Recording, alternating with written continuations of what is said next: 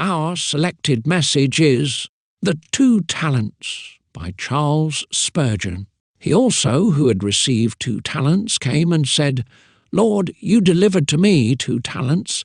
Look, I have gained 2 more talents besides them. His Lord said to him, Well done, good and faithful servant. You have been faithful over a few things. I will make you ruler over many things. Enter into the joy of your Lord. Matthew chapter 25, verses 22 and 23. Every good gift and every perfect gift is from above, and cometh down from the Father of lights. All that men have they must trace to the great fountain, the giver of all good. Hast thou talents? They were given thee by the God of talents. Hast thou time? Hast thou wealth, influence, power? Hast thou powers of tongue? Hast thou powers of thought? Art thou poet, statesman, or philosopher? Whatever be thy position, and whatever be thy gifts, remember that they are not thine, but they are lent thee from on high. No man hath anything of his own, except his sins. We are but tenants at will. God hath put us into his estates, and he hath said, Occupy till I come. Though our vineyards bear never so much fruit, yet the vineyard belongs to the king, and though we are to take the 100 for our hire, yet King Solomon must have his 1,000. All the honour of our ability and the use of it must be unto God, because he is the giver. The parable tells us this very pointedly, for it makes every person acknowledge that his talents come from the Lord. Even the man who digged in the earth and hid his Lord's money did not deny that his talent belonged to his master. For though his reply, Lo, there thou hast that is shine, was exceedingly impertinent, yet it was not a denial of this fact. So that even this man was ahead of those who deny their obligations to God, who superciliously toss their heads at the very mention of obedience to their Creator, and spend their time and their powers rather in rebellion against him than in his service. Oh, that we were all wise to believe and to act upon this most evident of all truths, that everything we have received from the Most High. Now there are some men in the world who have but few talents. Our parable says, One had 5, and another 2. To them I shall address myself this morning, and I pray that the few pointed things I may say may be blessed of God to their edification or rebuke. First, I shall notice the fact that there are many persons who have but few talents, and I will try to account for God's dispensing but few to them. Secondly, I shall remind them that even for these few talents they must be brought to account. And thirdly, I shall conclude by making the comforting observation that if our few talents be rightly used, neither our own conscience nor our Master's judgment shall condemn us for not having more. First, then, God has made some men with few talents. You very often hear men speak of one another as if God had made no mental differences at all. One man finds himself successful, and he supposes that if everyone else could have been as industrious and as persevering as himself, everyone must necessarily have been as successful. You will often hear remarks against ministers who are godly and earnest men, but who do not happen to have much attracting power, and they are called drones and lazy persons, because they cannot make much of a stir in the world, whereas the reason may be that they have but little talent, and are making the best use of what they have, and therefore ought not to be rebuked for the littleness of what they are able to accomplish. It is a fact, which every man must see, that even in our birth there is a difference. All children are not alike precocious, and all men certainly are not alike capable of learning or of teaching. God hath made eminent and marvellous differences. We are not to suppose that all the difference between a Milton and a man who lives and dies without being able to read has been caused by education. There was doubtless a difference originally, and though education will do much, it cannot do everything. Fertile ground, when well tilled, will necessarily bring forth more than the best tilled estate, the soil of which is hard and sterile. God has made great and decided differences, and we ought, in dealing with our fellow men, to recollect this, lest we should say harsh things of those very men to whom God will afterwards say, "Well done, good and faithful servant." But why is it that God has not given to all men like talents? My first answer shall be, because God is a sovereign, and of all attributes, next to his love, God is the most fond of displaying his sovereignty. The Lord God will have men know that he has a right to do what he wills with his own. Hence it is that in salvation he gives it to some and not to others. And his only reply to any accusation of injustice is, "Nay, but, O man, who art thou that repliest against God? Shall the thing formed say to him that formed it, Why hast thou made me thus?" The worm is not to murmur, because God did not make it an angel, and the fish that swims the sea must not complain, because it hath not wings to fly into the highest heavens. God had a right to make his creatures just what he pleased, and though men may dispute his right, he will hold and keep it inviolate against all comers. That he may hedge his right about, and make vain man acknowledge it, in all his gifts he continually reminds us of his sovereignty. "I will give to this man," he says, "a mind so acute that he shall pry into all secrets. I will make another so obtuse, that none but the plainest elements of knowledge shall ever be attainable by him. I will give to one man such a wealth of imagination, that he shall pile mountain upon mountain of imagery, till his language seems to reach to celestial majesty. I will give to another man a soul so dull, that he shall never be able to originate a poetic thought. Why this, O God?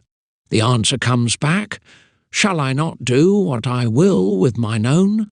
So then, the children being not yet born, neither having done good or evil, that the purpose of God according to election might stand, it was written, "The elder shall serve the younger."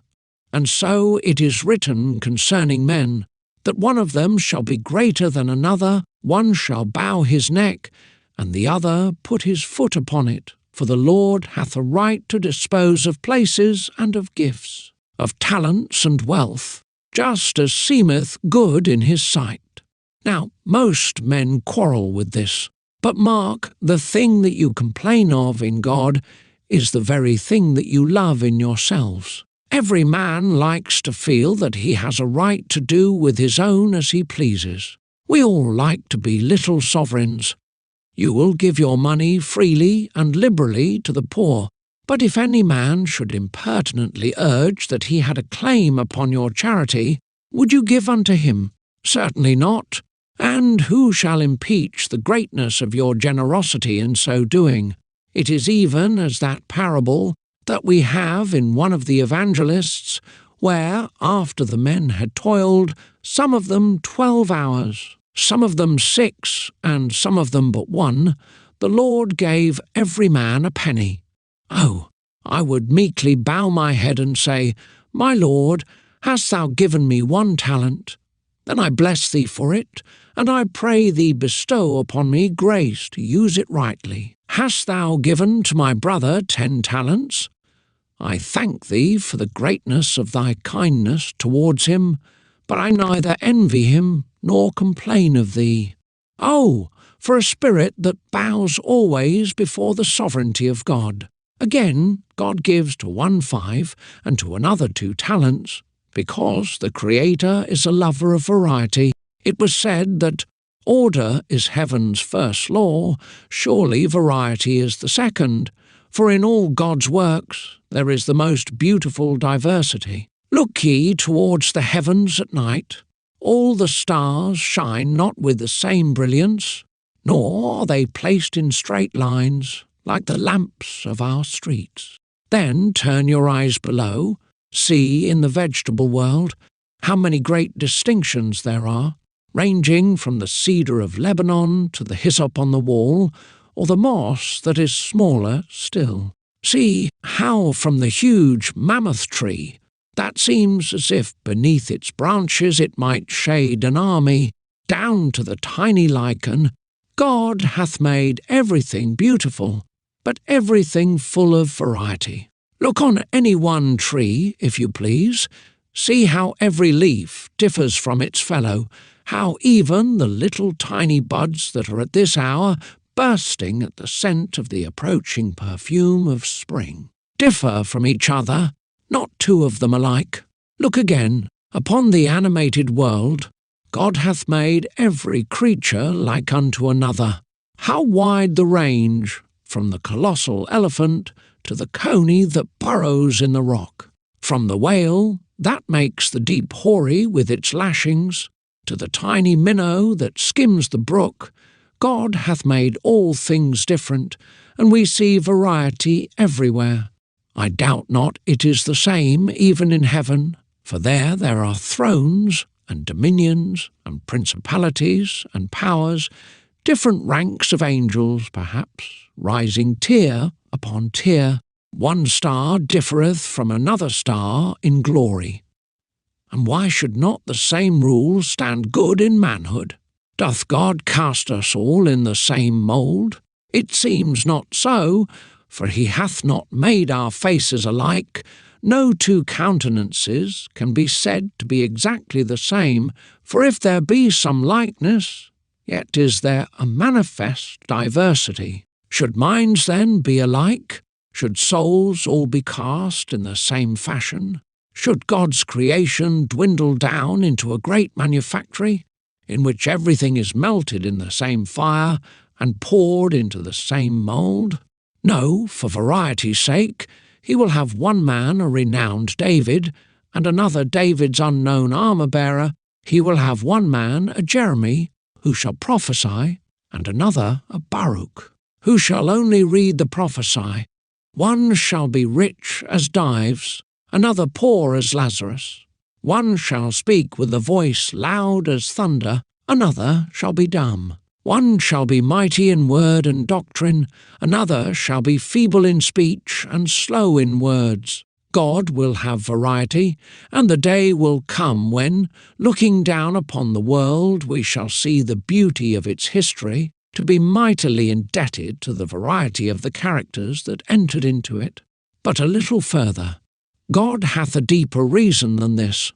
God gives to some men but few talents, because he has many small spheres, and he would have these filled. There is a great ocean, and it needs inhabitants. O Lord, thou hast made Leviathan to swim therein. There is a secret grotto, a hidden cavern, far away in the depths of the sea. Its entrance is but small.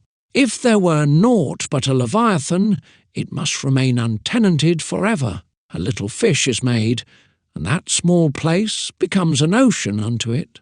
There are 1,000 sprays and twigs upon the trees of the forest. Were all eagles, how would the forests be made glad with song, and how could each twig bear its songster? But because God would have each twig have its own music, he has made the little songster to sit upon it. Each sphere must have the creature to occupy it adapted to the size of the sphere. God always acts economically. Does he intend a man to be the pastor of some small parish with 400 or 500 inhabitants? Of what use is it giving to that man the abilities of an apostle? Does he intend a woman to be a humble teacher of her own children at home, a quiet trainer of her own family? Would it not even disturb her and injure her if God should make her a poetess and give her gifts that might electrify a nation? The littleness of her talents will to a degree fit her for the littleness of her sphere. There is some youth who is quite capable of assisting in a ragged school. Perhaps if he had a higher genius, he might disdain the work, and so the ragged school would be without its excellent teacher. There are little spheres, and God will have little men to occupy them. There are posts of important duty, and men shall be found with nerve and muscle fitted for the labour. He has made a statue for every niche, and a picture for every portion of the gallery. None shall be left vacant. But since some niches are small, so shall be the statuettes that occupy them. To some he gives 2 talents, because 2 are enough, and 5 would be too many. Once more, God gives to men 2 talents, because in them very often he displays the greatness of his grace in saving souls. You have heard a minister who was deeply read in sacred law. His wisdom was profound, and his speech graceful. Under his preaching, many were converted. Have you never heard it, not quite said, but almost hinted, that much of his success was traceable to his learning and to his graceful oratory? But, on the other hand, you have met with a man, rough in his dialect, uncouth in his manners, evidently without any great literary attainments, nevertheless. God has given that man the one talent of an earnest heart. He speaks like a son of thunder. With rough, stern language, he denounces and proclaims the gospel. Under him hundreds are converted. The world sneers at him. I can see no reason for all this, says the scholar. It is all rubbish, cant, the man knows nothing. The critic takes up his pen, nibs it afresh, dips it in the bitterest ink he can find, and writes a most delightful history of the man, in which he goes so far as to say, not that he sees horns on his head, but almost everything but that. He is everything that is bad, and nothing that is good. He utterly denounces him. He is foolish, he is vain, he is base, he is proud, he is illiterate, he is vulgar. There was no word in the English language that was bad enough for him, but one must be coined. And now what says the Church? What says the man himself? Even so, O Lord, now must the glory be unto thee for ever, inasmuch as thou hast chosen the base things of this world, and the things that are not, to bring to naught the things that are. So it seemeth that out of the little God sometimes winneth more glory than he doth out of the great. And I doubt not that he has made some of you with little power to do good, with little influence, and with a narrow sphere, that he may, in the last great day, manifest to angels how much he can do in a little space. You know, dear friends, there are 2 things that always will attract our attention. One is skill embodied in a stupendous mass. We see the huge ship, the Leviathan, and we wonder that man could have made it. At another time we see an elegant piece of workmanship that will stand upon less than a square inch, and we say, well, I can understand how men can make a great ship, but I cannot comprehend how an artist could have the patience and the skill to make so minute a thing as this. And my friends, it seems to me that God is not a greater God to our apprehension when we see the boundless fields of ether and the unnumbered orbs swimming therein than when we see a humble cottager. And behold, godly perfect word carried out in her soul, and God's highest glory wrought from her little talent.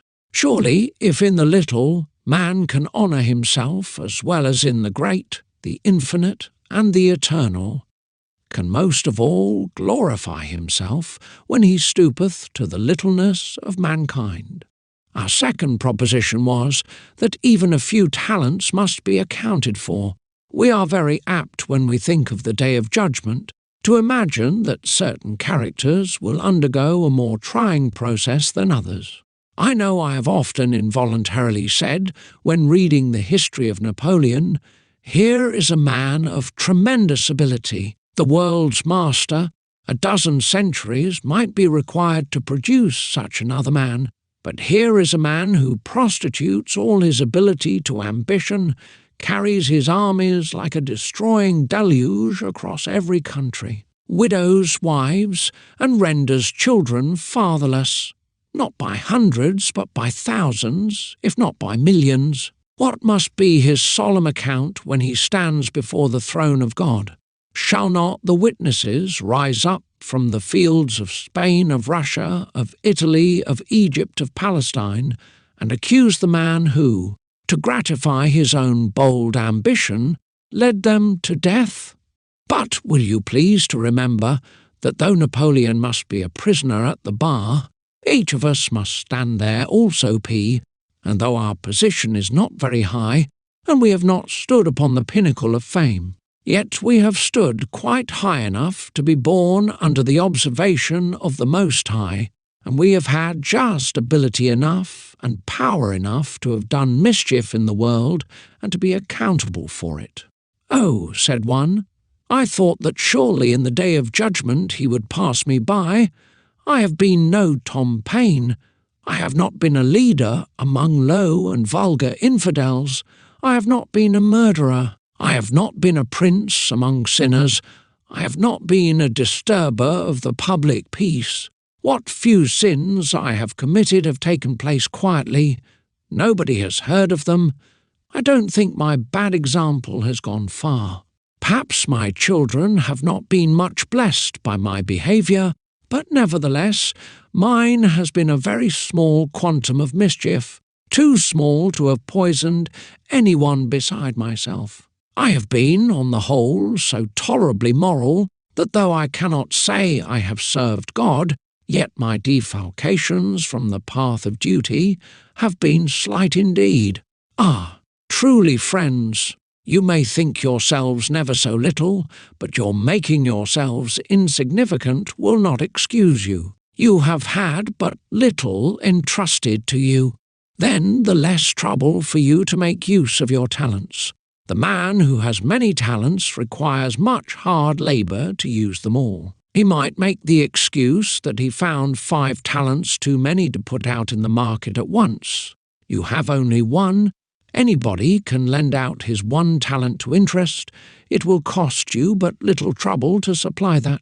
And inasmuch as you live, and inasmuch as you die, without having improved the one talent, your guilt will be exceedingly increased by the very fact that your talent was but little, and, consequently, the trouble of using it would have been but little too. If you had but little, God required but little of you, why then did you not render that? If any man holds a house at a rental of £1 a year, let it be never so small a house for the money. If he brings not his rent, there is not one half the excuse for him that there would be if his rent had been £100, and he had failed to bring it. You shall be the more inexcusable on account of the little that was required of you. Let me then address you, and remind you that you must be brought to account. Remember, my hearer, that in the day of judgment thy account must be personal. God will not ask you what your church did. He will ask you what you did yourself. Now there is a Sunday school. If God should try all members of the church in a body, they would each of them say, O Lord, as a body we had an excellent Sunday school, and had many teachers, and so they would excuse themselves. But no, one by one all professors must come before him. What did you do for the Sabbath school? I gave you a gift for teaching children. What did you do? O Lord, there was a Sabbath school. That has nothing to do with it. What did you do? You are not to account now for the company with which you were united, but for yourself as an individual. Oh, says one, there were a number of poor ministers. I was at the Surrey Hall, and so much was done for them. No, what did you do? You must be held personally responsible for your own wealth, for your own ability. Well, says one, I am happy to say there is a great deal more preaching now than there used to be. The churches seem to be roused. Yes, sir. You seem to take part of the credit to yourself. Do you preach more than you used to? You are a minister. Do you make any greater efforts? Remember, it is not what your brethren are doing, but it is what you do that you will be called to account for at the bar of God, and each one of you will be asked this question: What hast thou done with thy talent? All your connection with churches will avail you nothing. It is your personal doings, your personal service towards God, that is demanded of you as an evidence of saving grace. And if others are idle, if others pay not God his due, so much the more reason why you should have been more exceedingly diligent in doing so yourself. Recollect, again, that your account will have to be particular. God will go into all the items of it. At the day of judgment you will not have to cast up a hurried account in the gross, but every item shall be read. Can you prove that? Yes. For every idle word that man shall speak, he shall be brought unto account at the day of judgment. Now it is in the items that men go astray. Well, says one, if I look at my life in the bulk, I am not very much ashamed, but it is those items, those little items, they are the troublesome part of the account, that one does not care to meddle with. Do you know that all yesterday was made up of littles, and the things of today are all little, and what you do tomorrow will all be little things? Just as the tiny shells make up the chalk hills, and the chalk hills together make up the range, so the trifling actions make up the whole account, and each of these must be pulled asunder separately. You had an hour to spare the other day. What did you do? You had a voice. How did you use it? You had a pen. You could use that. How did you employ it? Each particular shall be brought out, and there shall be demanded an account for each one. Oh, that you were wise, that ye did not slur this matter, but would take every note in the music of your behaviour, and seek to make each note in harmony with its fellow, lest, after all, the psalm of your life may prove to be a hideous discord.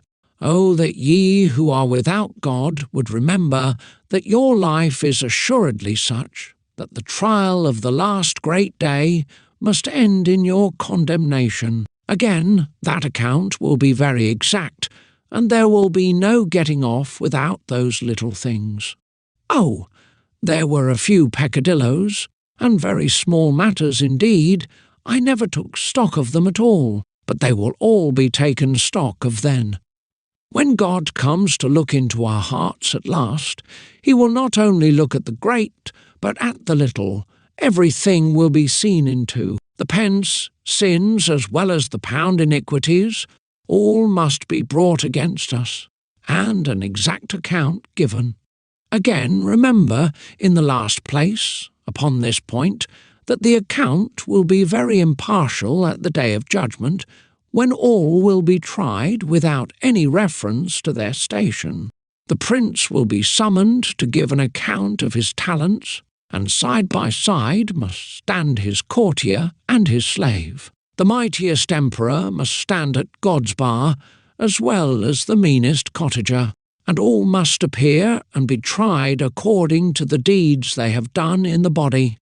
As to our professions, they will avail us nothing. We may have been the proudest hypocrites that ever made the world sick with our pride, but we must be searched and examined as much as if we had been the vilest sinners. We must take our own trial before God's eternal tribunal, and nothing can bias our judge or give him an opinion for or against us, apart from the evidence. Oh, how solemn this will make the trial, especially if we have no blood of Christ to plead. The great advocate will get his people an acquittal through his imputed merits, even though our sin in itself would condemn them. But remember that without him we shall never be able to stand the fiery ordeal of that last dread assize. Well, said an old preacher, when the law was given, Sinai was on a smoke, and it melted like wax. But when the punishment of the law is given, the whole earth will quake and quail. For who shall be able to endure the day of the Lord, the day of God's fierce anger? The last point is, if by divine grace, and it is only by divine grace that this can ever be accomplished, our 2 talents be rightly used, the fact that we had not 5 will be no injury to us. You say, when such a man dies, who stood in the midst of the church, a triumphant for the truth, the angels will crowd to heaven's gates to see him, for he has been a mighty hero and done much for his master. A Calvin or a Luther, with what plaudits shall they be received? Men with talents who have been faithful to their trust. Yes, but know ye not that there is many a humble village pastor whose flock scarcely numbers 50, who toils for them as for his life, who spends hours in praying for their welfare, who uses all the little ability he has in his endeavour to win them to Christ. And do ye imagine that his entry into heaven shall be less triumphant than the entry of such a man as Luther? If so, ye know not how God dealeth with his people. He giveth them rewards, not according to the greatness of the goods with which they were entrusted, but according to their fidelity thereunto. And he that hath been faithful to the least shall be as much rewarded as he that hath been faithful in much. I want you briefly to turn to the chapter to see this. You will note first that the man with 2 talents came to his Lord with as great a confidence as the man that had 5. And he said, Lord, thou deliveredst unto me 2 talents. Behold, I have gained 2 talents beside them. I will be bound to say that while that poor man with the 2 talents was trading with them, he frequently looked upon his neighbour with the 5 talents and said, Oh, I wish I could do as much as he is doing. See now, he has 5 talents to put out, and how much interest he has coming every year. Oh, that I could do as much. And as he went on, he often prayed, O my Lord, give me greater ability and greater grace to serve thee, for I long to do more. And when he sat down to read his diary, he thought, this diary does not tell much. There is no account of my journey through 50 counties. I cannot tell how I have travelled from land to land, as Paul did, to preach the truth. No, I have just had to keep in this parish, and been pretty well starved to death, toiling for this people, and if I have added some 10 or a dozen to the church, that has been a very great deal to me. Why, I hear that Mr. So-and-so was privileged to add 200 or 300 in a year. Oh, that I could do that! Surely when I go to heaven, I shall creep in at the door somehow, while he by grace will be enabled to go boldly in, bringing his sheaves with him. Now stop, poor little faith, stop, thy master will not deal thus with thee. When thou shalt come to die, thou wilt through his grace feel as much confidence in dying with thy 2 well-used talents as thy brother with his 10. For thou wilt, when thou comest there, have thy Lord's sweet presence, and thou wilt say, I am complete in Christ. Christ's righteousness covers me from head to foot, and now, in looking back upon my past life, I can say, Blessed be his holy name. It is little that I could do, but I have done as much as I could for him. I know that he will pardon my defects and forgive my miscarriages, and I shall never look back upon my humble village charge without much joy, that the Lord allowed me to labour there. And, methinks, that man will have even a richer commendation in his own conscience than the man who has been more publicly applauded, for he can say to himself, after putting all his trust in Christ, Well, I am sure I did not do all this for fame, for I blushed unseen. I have lost my sweetness on the desert air. No one has ever read my deeds. What I did was between myself and my God, and I can render up my account to him and say, Lord, I did it for thee, and not to honour myself. Yes, friends, I might tell you now of many a score of earnest evangelists in this our land who are working harder than any one of us, and yet win far less honour.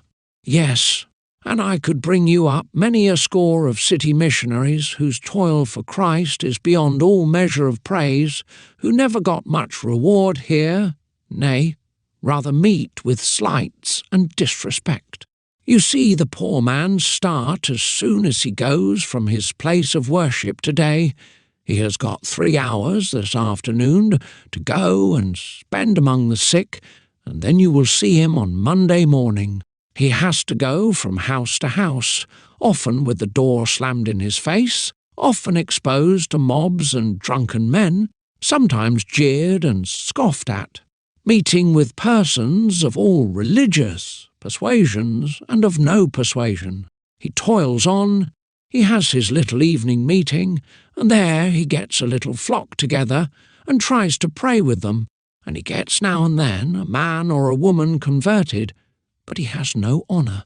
He just takes him off to the minister, and he says, Sir, here is a good man. I think he is impressed. Will you baptize him and receive him into your church? The minister gets all the credit of that, but as for the poor city missionary, there is little or nothing said of him. There is perhaps just his name, Mr. Brown or Mr. Smith, mentioned sometimes in the report, but people do not think much of him, except perhaps as an object of charity they have to keep, whereas he is the man that gives them charity, giving all the sap and blood and marrow of his life for some poor £60 a year, hardly enough to keep his family above want. But he, when he dies, my friend, shall have no less the approval of his conscience than the man who was permitted to stand before the multitudes and raise the nation into excitement on account of religion. He shall come before the Master clothed in the righteousness of Christ, and with unblushing face shall say, I have received 2 talents. I have gained beside them 2 talents more. Furthermore, and to conclude, you will notice there was no difference in his master's commendation, none in the reward. In both cases it was, Well done, good and faithful servant, thou hast been faithful in a few things, I will make thee ruler over many things, enter thou into the joy of thy Lord. Here comes Whitefield, the man who stood before 20,000 at a time to preach the gospel, who in England, Scotland, Ireland, and America has testified the truth of God, and who could count his converts by thousands, even under one sermon. Here he comes, the man that endured persecution and scorn, and yet was not moved, the man of whom the world was not worthy, who lived for his fellow men and died at last for their cause. Stand by angels and admire, while the Master takes him by the hand and says, well done, good and faithful servant, enter thou into the joy of thy Lord. See how free grace honours the man whom it enabled to do valiantly. Hark! Who is this that comes there? A poor, thin-looking creature, that on earth was a consumptive. There was a hectic flush now and then upon her cheek, and she lay 3 long years upon her bed of sickness. Was she a prince's daughter? For it seems heaven is making much stir about her. No, she was a poor girl that earned her living by her needle, and she worked herself to death. Stitch, stitch, stitch, from morning to night. And here she comes. She went prematurely to her grave, but she is coming, like a shock of corn fully ripe, into heaven. And her master says, well done, thou good and faithful servant. Thou hast been faithful in a few things. I will make thee ruler over many things. Enter thou into the joy of thy Lord. She takes her place by the side of Whitefield. Ask what she ever did, and you find out that she used to live in some back garret down some dark alley in London. And there used to be another poor girl come to work with her. And that poor girl, when she first came to work with her, was a gay and volatile creature. And this consumptive child told her about Christ. And they used, when she was well enough, to creep out of an evening to go to chapel or to church together. It was hard at first to get the other one to go, but she used to press her lovingly, and when the girl went wild a little, she never gave her up. She used to say, "Oh, Jane, I wish you loved the Saviour." And when Jane was not there, she used to pray for her, and when she was there, she prayed with her. And now and then, when she was stitching away, read a page out of the Bible to her, for poor Jane could not read. And with many tears she tried to tell her about the Saviour who loved her and gave himself for her. At last, after many a day of hard persuasion, and many an hour of sad disappointment, and many a night of sleepless, tearful prayer, at last she lived to see the girl profess her love to Christ. And she left her and took sick, and there she lay till she was taken to the hospital, where she died. When she was in the hospital, she used to have a few tracts, and she used to give them to those who came to see her. She would try, if she could, to get the women to come round, and she would give them a tract. When she first went into the hospital, if she could creep out of bed, she used to get by the side of one who was dying, and the nurse used to let her do it, till at last she got too ill, and then she used to ask a poor woman on the other side of the ward, who was getting better and was going out, if she would come and read a chapter to her, not that she wanted her to read to her on her own account, but for her sake, for she thought it might strike her heart while she was reading it. At last, this poor girl died and fell asleep in Jesus, and the poor consumptive needlewoman had said to her, "Well done." And what more could an archangel have said to her? She hath done what she could. See then the Master's commendation, and the last reward will be equal to all men who have used their talents well. Ah! If there be degrees in glory, they will not be distributed according to our talents, but according to our faithfulness in using them. As to whether there are degrees or not, I know not. But this I know, he that doeth his Lord's will shall have said to him, "Well done, good and faithful servant." And now, friends, this one word only. I have told you that there are many in our denomination who are preaching the gospel continually. I should bring some few of the letters written by the poor ministers to us to read, but sometimes I think this a violation of delicacy, and I do not like to do it. But when I did that one year, the collection was almost twice as good, so I think I might almost commit a breach of etiquette in order to help them. However, I can solemnly assure you that if there is poverty anywhere, it is to be found among the ministers in the Baptist churches. And I am sorry to say that one cause of it is the fault of the people themselves. They are so little in the habit of giving that their ministers are starved. Now, if Christ will say, "Well done," hereafter, to many a humble preacher, do you think he intends the church to starve them while they are here on £30 or £40 a year? Now, brethren, if Christ will say, "Well done," at last, we may anticipate his verdict and say, "Well done today." And can we better say, "Well done," than by unmuzzling the ox that treadeth out the corn, and give these poor ministers something out of our own wealth, as God may help us, that their necessities may be supplied? There will be pretty well a score of persons who will be dependent next year on what you give this year. Perhaps you will remember that and assist them. One kind gentleman, who usually comes here, says, "I could not come today, so I forward my £1 to be put in the box by the minister. And I trust, if there are any not here today who will be here next Sabbath, that they will not forget this collection." It is always very dear to the heart of my church. This concludes our reading. Thank you for listening.